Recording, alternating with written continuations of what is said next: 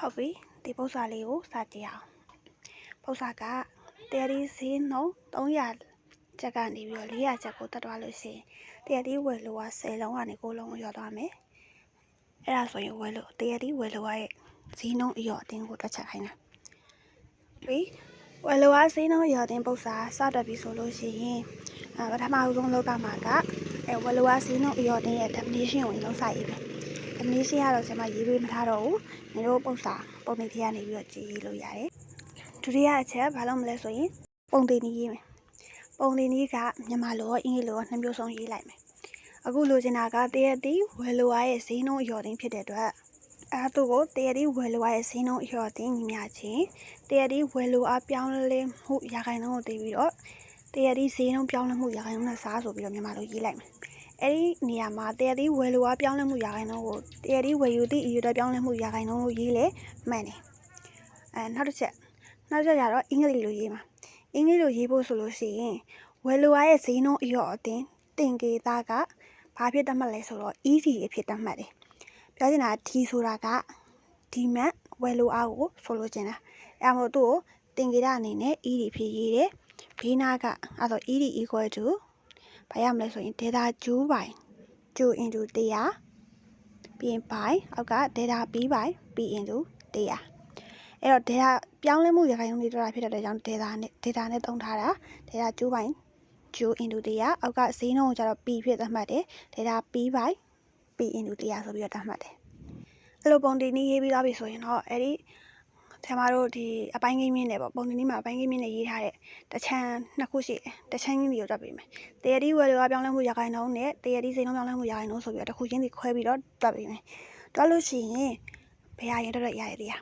အခုတော့ဆရာမကဒီချက်ကတရားဒီဈေးနှုန်းပြောင်းလဲမှုရာခိုင်နှုန်းကိုရင်တွက်လိုက်တယ်တရားဒီဈေးနှုန်းပြောင်းလဲမှုရာခိုင်နှုန်းကိုလိုချင်ရင်မင်းတို့ပု္ပ္ပစာကိုပြန်ကြည့်လိုက်ပု္ပ္ပစာကိုကြည့်ပြီးအဲ့မှာဈေးနှုန်းက300နဲ့400ကိုပြောင်းလဲသွားတာမလားအဲ့တော့ဆရာမတို့က P2 တွေကနေပြီးတော့ P1 နှုတ် P1 နဲ့စားပြီး100နဲ့မြှောက်ဆိုပြီးတော့အဲ့ဒီပုံတင်နည်းတွေကိုထည့်ပြီးတွက်မယ်အဲ့တော့400တွေကနေပြီးတော့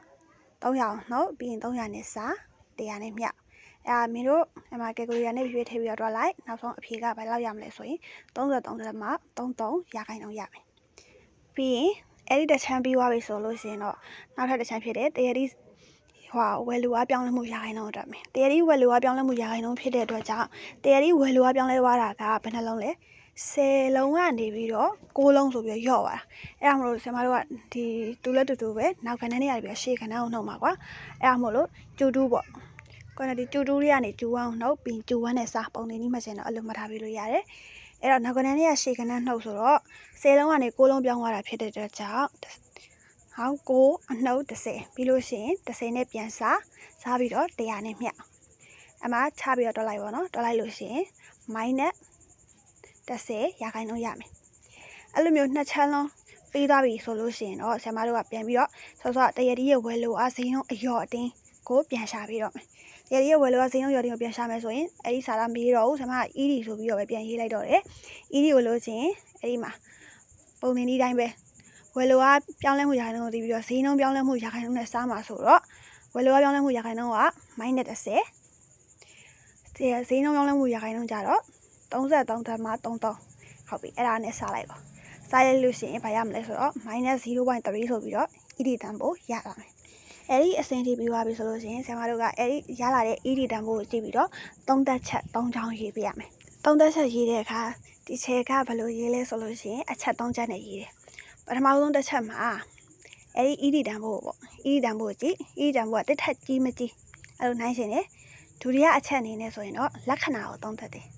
တတိယအချက်အနေနဲ့ဆိုရင်ဒီချက်ကအဲ့ဒီဈေးနှုန်း100ရာခိုင်နှုန်းနဲ့ပေါ့သုံးသက်တယ်ကုန်စည်ရဲ့ဈေးနှုန်း100ရာခိုင်နှုန်းနဲ့ဟုတ်ပြီအဲ့ဆိုရင်ဘယ်လိုမျိုးရေးမလဲဆိုတာကြည့်အောင်မပထမဆုံးရေးထားတာပေါ့နော် E ဆရာမတို့ဆိုတော့ E တန်ဖိုးက3.3ရခဲ့တယ်မလားသူကလက္ခဏာကိုကြည့်ရမလို့အဲ့ဒီတစ်ထက်ကြီးမကြီးကိုဆုံးဖြတ်မှာနောက်ကကိန်းကနန်းကိုပဲကြည့်ပြီးတော့ဆုံးဖြတ်ပြီးအဲ့တော့3.3ဆိုတော့တစ်ထက်ငယ်တယ်တစ်အောက်ငယ်တယ်ပေါ့အဲ့မလို့ဒီချက်ကတစ်အောက်ငယ်တဲ့ကြောင့် ED ဒီတစ်အောက်ငယ်တော့ကြောင့်အရော့အသင်းနဲဒီဆိုပြီးတော့ပထမတစ်ချက်သုံးသပ်လိုက်မယ်ဟုတ်ပြီဒုတိယချက်ကျတော့လက္ခဏာကိုသုံးသပ်မယ်လို့ပြောထားတယ်လက္ခဏာကဒီချက်တို့အရှိမဘာရခဲ့လဲဆိုရင် ED တန်ဖိုး -0.3 3.3ရခဲ့တယ်ဟုတ်အဲ့တော့လက္ခဏာကအနှုတ်ရတယ်အနှုတ်ရတဲ့အတွက်ကြောင့်ဤဒီအနှုတ်လက္ခဏာဆောင်တော့ကြောင့်ဒီတရသည်ဈေးနှုန်းနဲ့ဝယ်လိုအားတို့ဒီပြောင်းပြန်ဆက်ဆက်နေပြီဆိုပြီးတော့သုံးသပ်တယ်အဲ့ဒီမှာဆိုရင်ဝယ်လိုအားရဲ့ဈေးနှုန်းလျော်တင်တတိထားရမယ့်အချက်ကဝယ်လိုအားရဲ့ဈေးနှုန်းလျော်တင်မှာဆိုလို့ရှိရင်ဤဒီတန်ဖိုးကအမြဲတမ်းပဲအနှုတ်ရနေရမယ်အနှုတ်မရဘူးဆိုလို့ရှိရင်အဲ့ဒါမင်းတို့တော်ထားတာမှားနေလို့အဲ့တော့အနှုတ်တန်ဖိုးရတယ်ဆိုရင်တော့မှန်တယ်ကွာအဲ့အမြဲတမ်းအနှုတ်ပဲရတယ်အဲ့ဆိုဒီတစ်ချောင်းကအမြဲတမ်းပုံသိမှတ်လို့ရတယ်ဝယ်လိုရတဲ့ဈေးနှုန်းလျော်တင်မှာဆိုရင်လက္ခဏာကအမြဲတမ်းအနှုတ်ပဲရနေမယ်အဲ့ဒါမို့လို့အနှုတ်ရနေတဲ့အထိပဲကဝယ်လိုရတဲ့ဈေးနှုန်းကပြောင်းပြန်ဆက်ဆက်နေတာကြောင့်ဆိုတဲ့စာကြောင်းလေးကိုသုံးသက်ချက်ရေးပေးရမယ်အဲ့ဒါပြီးသွားရင်တော့တတိယချက်ကိုဒီချက်ပြောထားတာဈေးနှုန်း100ခိုင်နှုန်းနဲ့သုံးသက်မယ်လို့ပြောထားတယ်မလားအဲ့တော့အခုပု္ပ္ပစာကိုပြန်ကြည့်လိုက်ပု္ပ္ပစာကတရသီးလို့ပြောထားတဲ့အတွက်ကြောင့်ကုန်စီနာမည်ကတရသီးဖြစ်တဲ့အတွက်ကြောင့်ဆက်မှာတော့တရသီးလေးထည့်ရေးပေးလိုက်တရသီးဈေးနှုန်း100ခိုင်နှုန်းတက်လာကျလာဆိုတာကိုပု္ပ္ပစာကိုကြည့်မယ်အဲ့တော့ပု္ပ္ပစာက300ကနေ400ကို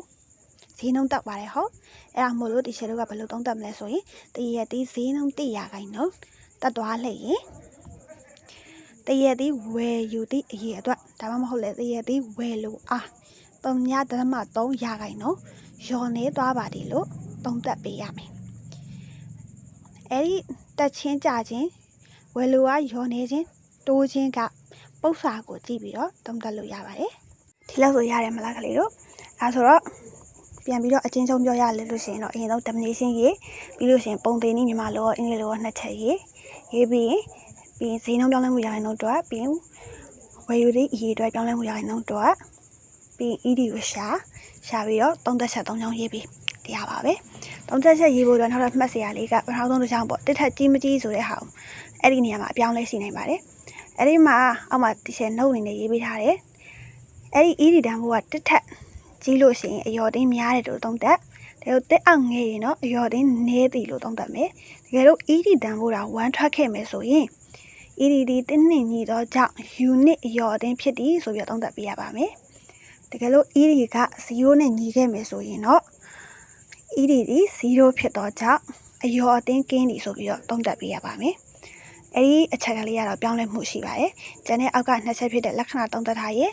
ဈေးနှုန်း100ခိုင်နှုန်းတက်သွားလိုက်ရင်ကတော့ပုံတင်မှတ်ထားပြီးတော့ယော်နေဝယ်လိုကယော်နေတဲ့ဟာတော့အဲ့ဒီ ED တန်ဖိုးထွက်တဲ့ပုံမူတည်ပြီးတော့သုံးသက်ပေးပါပု္ပ္ပစာအတွက်လေ့ကျင့်ဖို့နောက်မှနမူနာပု္ပ္ပစာလေးပေးထားပါတယ်